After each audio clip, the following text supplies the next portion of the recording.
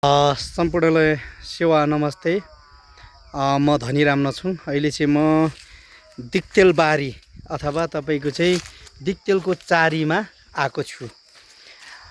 यो चाहिँ दिक्तेल चारी हाम्रो दिक्तेल कुयाफ्सुमा भन्ने जति हामी मुदुममा भनिरहेको छौँ, तर यो चाहिँ कोही पनि नआइपुगेको हुनाले आइपुग्नु हुने जतिले त अब देखिहाल्नु भएको छ, नआइपुग्नु हुनालाई चाहिँ मैले यो जानकारी गराएँ। यो यस्तो छ, यो पछि रोपिएको बर भन्ने कुरा पाइयो।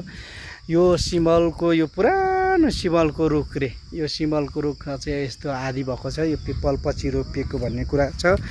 नछुङहरू चाहिँ उँधोबाट, यो एउटा लुङ छ, उँधोबाट नछुङहरू चाहिँ आउने गर्नुहुन्थ्यो अरे। र ऊ तल चाहिँ तपाईँहरूले देख्न सक्नुहुन्छ, यो तल बाँसको उनेरी चाहिँ बाँसको फेद मुनतिर चाहिँ नछुङ अर्थात् धामी कुवा अथवा धामी धारा छ। त्यो धामीहरू नुहाएर आउने चाहिँ क्रम चाहिँ त्यहाँ नुहाएर आएर चाहिँ यहाँ साकेलामा पस्नुहुन्थ्यो अरे। अहिले थाहा यस्तो देखिन्छ। यो जुन उभो यो यो यो यो एउटा ढुङ्गा हो। यहाँ यो यो यो ढुङ्गा, यो लुङदेखि, यो ढुङ्गादेखि यो माथिसम्म यो घर पछि बनेको हो। यो घरदेखि निकै माथिसम्म एउटै ढुङ्गा जस्तै देखिराख्नु भएको छ, एउटै ढुङ्गा हो।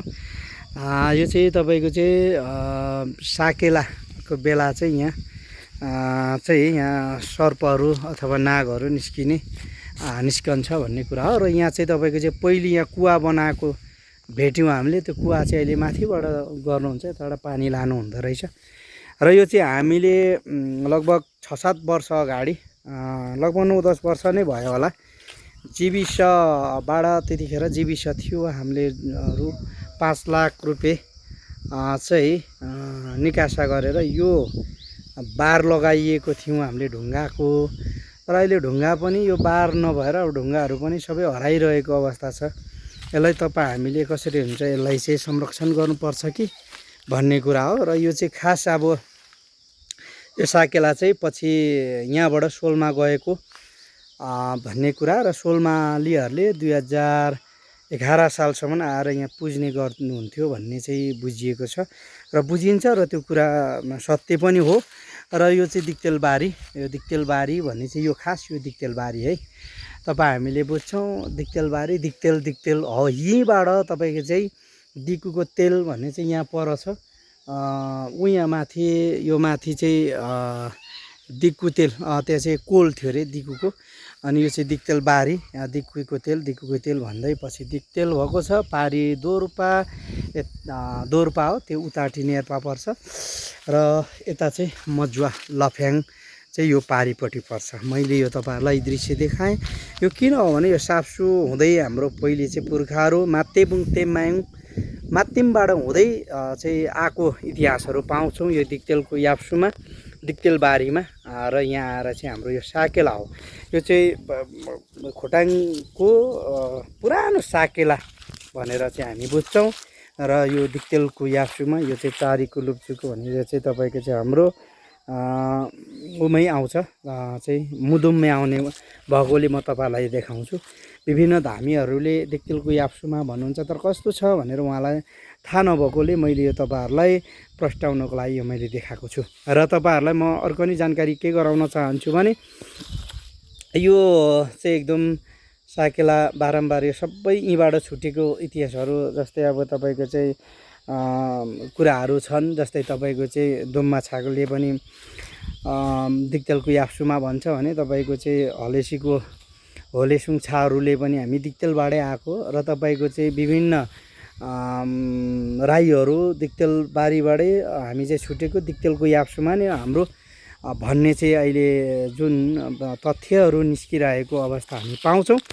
त्यो भएको कारणले मैले यो जानकारी गराएँ। तपाईँहरू पनि यदि आस्था आफ्नो चाहिँ साकेलाप्रति, आफ्नो चाहिँ मुदुमप्रति आस्था राख्नुहुन्छ भने एकताली दिक्तेलको याप्सुमा चारीको लुप्चुकोमा आएर एकताली तपाईँहरूले अवलोकन गर्नु होला। यो एकदम जीर्ण अवस्था भइरहेको मैले महसुस गरेको छु र तपाईँहरूले पनि त्यो महसुस गर्नुहुन्छ। जुन अहिले म यहाँ देखाइरहेको छु, यो भित्र चाहिँ साकेला छ। यो ढुङ्गाभित्र चाहिँ साकेला छ, यो भित्र। र यो चाहिँ तपाईँको चाहिँ हाम्रो मुन्दिलुङ हो यो चाहिँ ngundi-lung नछुङहरूले ngundi गर्ने चाहिँ एउटा लुङ हो, एउटा चाहिँ बस्ने ठाउँ भनेर चाहिँ हामीले भन्ने गर्दै आएको छौँ। र यसलाई चाहिँ सरसर्ती हेर्ने हो भने यो माथिदेखि पहिले पछि घर, यो घरहरू कुनै थिएन, पछि बनेको। र यो चाहिँ तपाईँको चाहिँ हामीले यस्तो राम्रो ठाउँहरू देख्न सक्छौँ है त। यो तपाईँको चाहिँ यो पछाडि रोपेको बर रे, त्यसै गरी यो पछाडि रोपेको पिपल हो रे। र यो चाहिँ हाम्रो सिमल चाहिँ बिचरा त्यस्तो भएको अवस्था छ। यहाँ पछि सिमलहरू पनि थियो, ढल्यो भन्ने अवस्था हामीले सुनेको छौँ। र तपाईँहरू आउन सक्नुहुन्छ। अब दिक्तेल माथिबाट लगभग हामी बाइकमा चाहिँ त्यही 15-20 मिनटमा झर्न सक्छौँ भन्दै मैले तपाईँहरू सामु फेरि दिक्तेलको याप्सुमा चारीको लुप्चुको भनेर हामी यो नछुङहरूले भन्ने गर्छौँ। त्यो चाहिँ यो दिक्तेलको याप्सुमा चारीको लुप्चुको भनेको चाहिँ यो है भन्ने चाहिँ मैले तपाईँलाई जानकारी गराएँ। धेरै धेरै धन्यवाद, तपाईँहरूले सुनिदिनु भयो, हेरिदिनु भयो। र फेरि तपाईँहरू पनि आउन सक्नुहुन्छ र हेर्न सक्नुहुन्छ र अवलोकन गरिदिनु होला।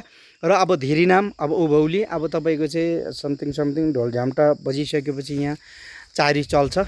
यो पनि तपाईँहरूलाई मैले जानकारी गराएँ। यति भन्दै म तपाईँहरू सामु बिदा हुन चाहन्छु। हाम्रो दिक्तेलको याप्सुमा चारीको लुप्चुको भनेको चाहिँ यही हो है, तपाईँहरूलाई मैले जानकारी गराउँदै बिदा हुन चाहन्छु। नमस्कार, शिवा हौवा।